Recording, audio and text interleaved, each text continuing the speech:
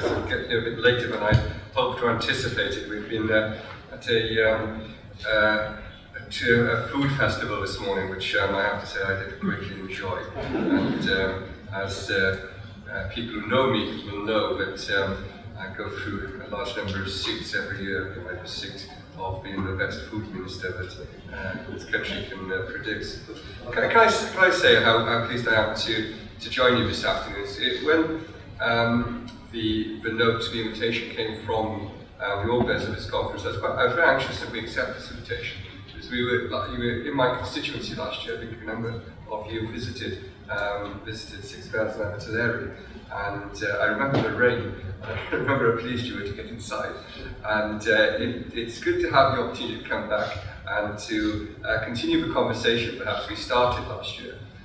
In terms of where we are now, clearly the way in which the Welsh Government is seeking to manage our natural resources, and also to ensure that we're able to generate and stimulate economic activity from those natural resources, and to do so in a sustainable fashion, is one in which I hope we are seeing some considerable progress. Let me say this. I'll speak quite briefly, and perhaps we can have a conversation then over questions.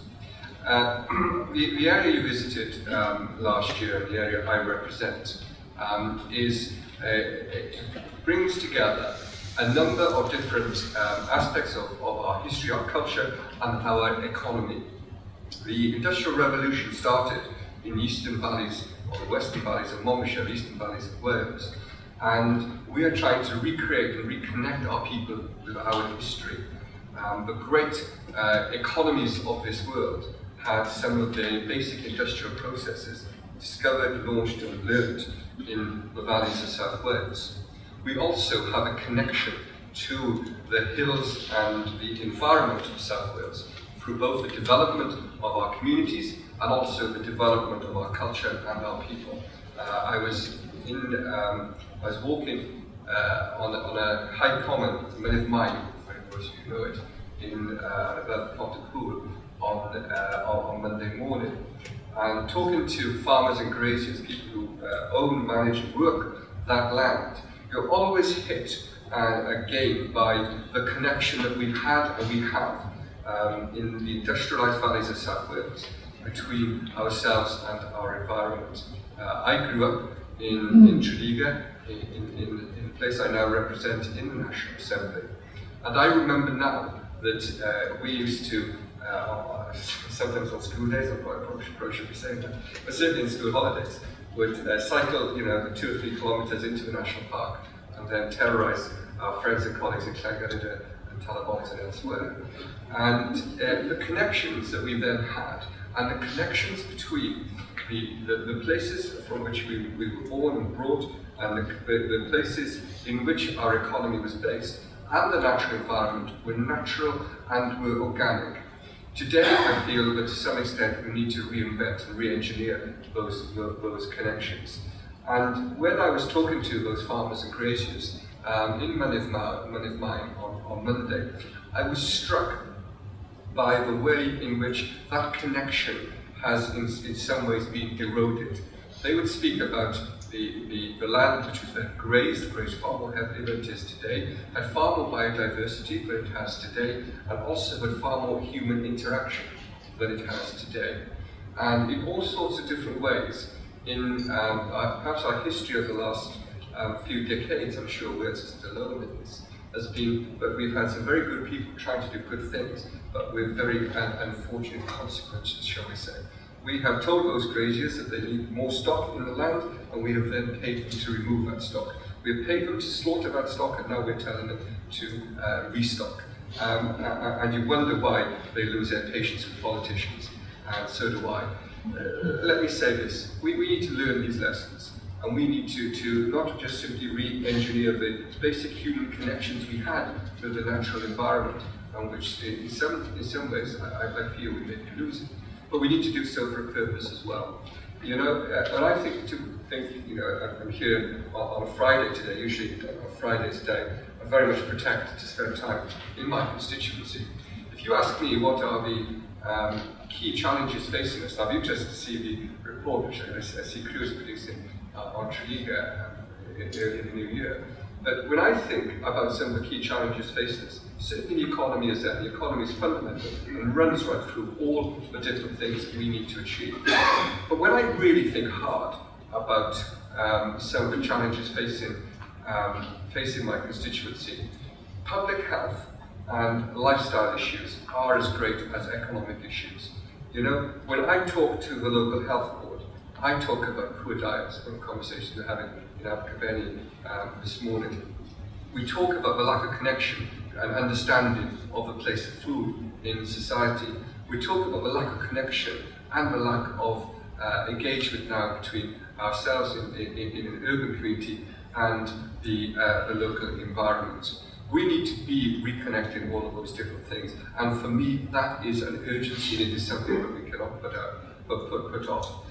One of the reasons why I was so anxious to return to speak this afternoon was because of the work that the Davies Regional Park has done. As a concept, it's a very engaging concept. It's a very intriguing in some ways concept, because as valleys, and those of you who know the South Wales valleys, how shall I say, we don't look right and left very often. We look north and south, mainly south, but we don't look right or left. You know, you speak to somebody in Tredegar and ask them the last time they went to Abertillery, and they'll show you a rugby program from 50 years ago when your boys played there. And that's not entirely an exaggeration. We know that we don't look up either very well. We drive over the hills, but we don't tend to stop often enough. When I was a child, I was going to say my mother forced me, it's not true. We were very enthusiastic, but we went off collecting wimberries on travel. I took my 3-year-old son there last week, and we were alone. When I was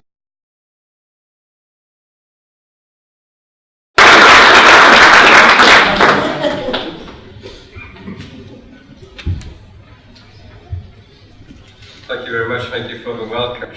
And I do not believe that the colossal connection between ourselves and the environment in which we live is not a significant contributory factor to the lifestyle and diet and health issues that we also incur.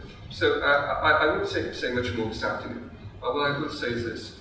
I hope that your conference here today will continue the debate and the learning. One of the issues that I feel is extraordinarily important is that we continue to learn from each other. One of the issues that's taken up my time at the moment, it's far too much of my time, is the delivery of the new Common Agricultural Policy in Wales. I thought and prayed and hoped that when I left Luxembourg in June, that the implementation would be easier than the discussion and the agreement. I was an optimist, and I'm afraid of certain tyranny now of trying to introduce that policy into us. And it is a difficult one.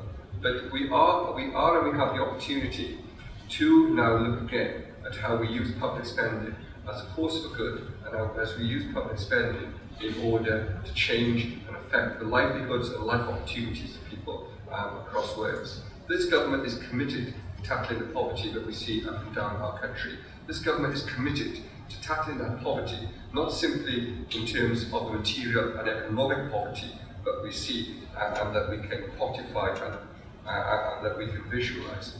We're committed to tackling poverty in a far more fundamental way. We want to tackle the poverty of a child that grows up not understanding where their food is bought. We want to tackle the poverty of somebody who's living a life totally detached from the environment in which they're born and brought up. We want to tackle the poverty of people living in communities who are and are lost our connection to where they live. And we want to tackle the poverty of other people growing up not familiar with its history. So when I talk about tackling poverty, yes, we mean the economic poverty, yes, we mean that material poverty, but we mean a poverty that goes far beyond those descriptions. And we want to create a country where that's the poverty, the lack of understanding, the lack of knowledge, and the lack of place, and the lack of a sense of place is also something that we can address. So I'm very grateful to be able to join you this afternoon. Very grateful for the time that you've given me here this afternoon. And I'd be very grateful to join our discussion around the with you. Thank you very much, Nicola.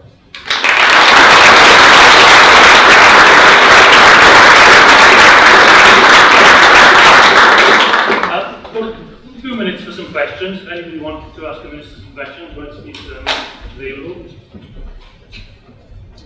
There's a mic somewhere.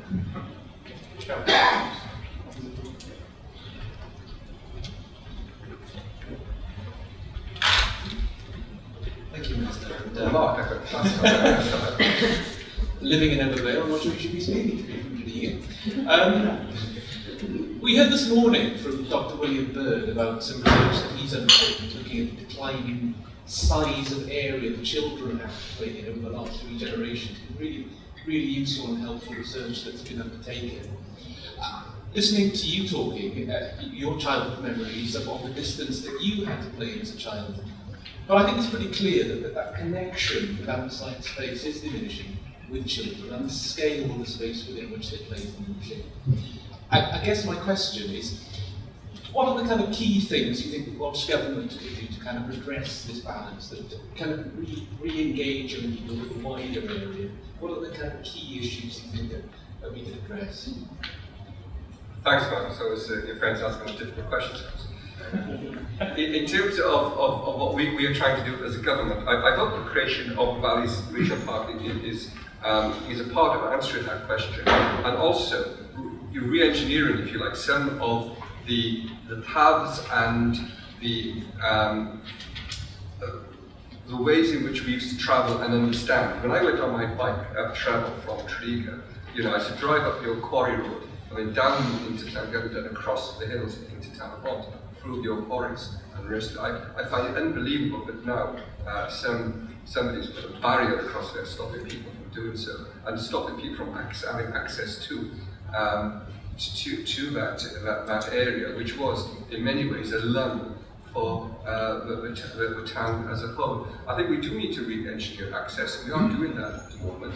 I think we've got to get the balance right between ensuring that there is public access, but at the same time ensuring it happens in such a way as to protect the rights of people who actually own riparian owners of rivers, for example, and also the rights of the farming community to actually ensure that livestock is able to graze easily and keep bills in that. So we do need to ensure that access is expanded and is managed, but done so in a way where it actually lives with the countryside, if you like, and with the people for whom the countryside is not a pretty pincher, but is an industrial area as well.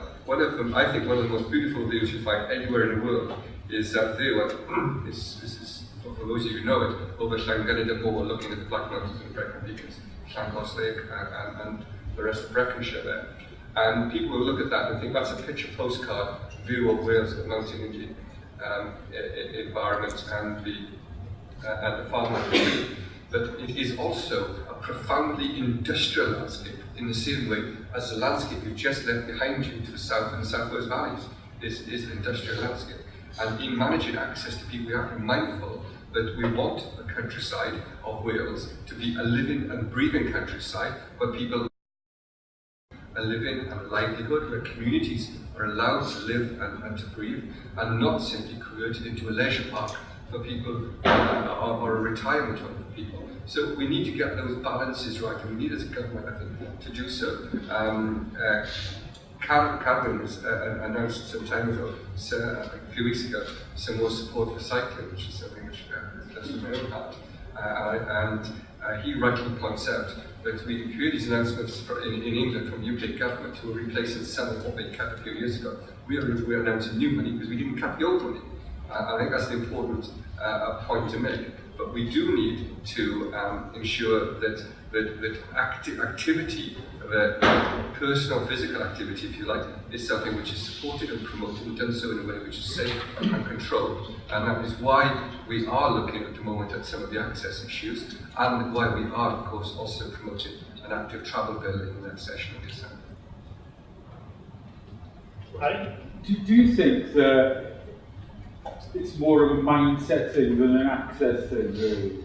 'Cause when I was a boy, I used to be able to sort of get out there. You know, I've got an 11-year-old son now, and if he goes more than wherever, we've gone. And I think that people have got into mind that the world's a scarier place and are afraid to let their children have that kind of access. And I'm just wondering how you can break that down. Well, yes, I mean, there are cultural issues and those sort of social issues which have changed. And, you know, I don't wish to sort of try to sort of wax lyrical about some sort of idyllic childhood in Paraguay and Trigo. But, you know, clearly, you know, there is a different atmosphere today than there was then. You know, there were probably more cases, you know, actually physically of children, you know, guilty of murder, whatever, but in those days than there is today. But we all know today we have the screaming headlines in the newspapers for all sorts of different things, and that has created a fear amongst parents, completely understandable fear, about allowing their children to have that freedom to roam in their childhood. So it is something which we do need to address. But, you know, I still believe that there is a role for, you know, third sector potentially to actually help people appreciate and understand their surroundings. I'll tell you this now, you know, I attend meetings of the Historical Forum in Llanerquent, and what enriched my childhood and enriched my adolescence was a teacher who knew the history of the history of Breconshire, of Monmouthshire, of the heads of the Valleys area, and was able to tell us about what had happened here and what had happened there. You know, from anything from the Merthyr Uprising to the Chartists marching to Newport, through to the religious history and the pilgrims who would walk through the Brecon Beacons, the drovers coming from the west to the east on their way to London and the rest of it. There is a fantastic social and cultural history that we have in Wales, and particularly, I'm thinking particularly of perhaps of the South West Valleys and those parts of Monmouthshire and Breconshire that surround us. But, you know, we have a history there that creates the people we are today. And understanding and a connection with that history, I believe, is absolutely fundamental to enriching our lives today. And I hope that through, you know, not just through formal education, but through the community as a whole, we can create those opportunities for children today that perhaps have been lost over the last couple of decades. One more question, Brad? Third row back. Richard Wood, Newport Council. I'm a landscape architect, and I'm trying to get local green spaces provided for people so that they don't have to walk very far from their homes to, you know, children, the elderly, everybody, so that they've got some green space. The reality of the situation is it's going completely the other way because of all the government cuts and pressure on saving, you know, tens of millions of pounds this year, that year, next year. What's happening is the council is having to sell off all these green spaces, and in every little green space they can find, and they're selling it off to try and make money to go against the cuts. So in actual fact, what we're doing is we're infilling everywhere, and we're going completely the opposite way from the healthy point of view. You know, that's the reality. I mean, what can be done about it? I think you're right in your description of what's been occurring. I'm not convinced it's simply a reality, a response to a current situation in terms of public finances, because we were doing that when we had money, quite honestly. I think we do need to take a different approach to policy. Do you know, George Monbiot wrote a piece in the spring about rewilding the countryside, and I won't speak about that now, but I do believe we've got a significant challenge sometimes rewilding our cities and looking again at how we do city and urban landscapes. And one of the conversations, and I think we need to do all sorts of different reasons. And the reason you've just given in terms of childhood, in terms of access to green spaces, I think is a fundamentally important thing. It goes back to what I said about poverty in my earlier remarks. I think it's absolutely essential. But I think there are other good reasons why we should do it as well, and other reasons which are actually, which should appear in that equation somewhere. If you look at one of, I've got responsibility in my portfolio for flooding, and one of the key issues we are addressing in terms of flooding is the fact that flooding is caused as much by human interaction as it is by God in terms of the rain.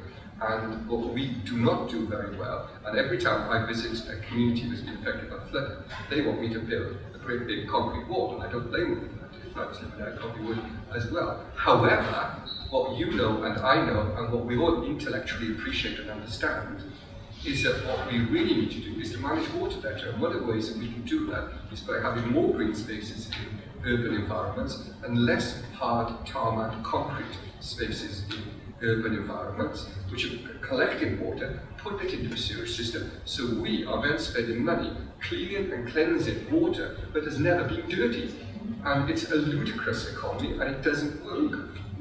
Welsh Water are actually introducing rainscaping, as they call it at the moment, into some urban environments, and it's something which I'm looking and anxious to support where and if we can. Here in Grangetown, I know there's another project looking at doing very similar things to that, but at the same time, a green space environment within an urban environment is good for human beings. It's also good in terms of the economics of how we manage our cities and towns. It's also good, of course, in terms of biodiversity. There are people, and I apologise to these people, who have suffered, council workers, who have seen a car screech to a halt whilst they've been cutting verges, for a man to leap out and say, I'm the Minister for Natural Resources, why are you cutting those verges? Have you thought about the bees? And, one of the things that we are having conversations with local government is saying to people, we've got great parks, and anybody knows, the city here in Cardiff knows that we've got a fantastic parkland environment here, but we don't need to cut that grass every week during the summer. We can ensure that we can create spaces for wildlife in the city, create opportunities for biodiversity within our urban environment. So the points that you make in terms of the human interaction with green spaces are absolutely correct and right, but there are other reasons which should appear on your balance sheets for us to do those things as well, and I think that's exactly the way the policy should be going. I know that Minister, you've already thanked Chairman today, so thank you very much for attending. Really appreciate it, because I know time is essential. So, thank you.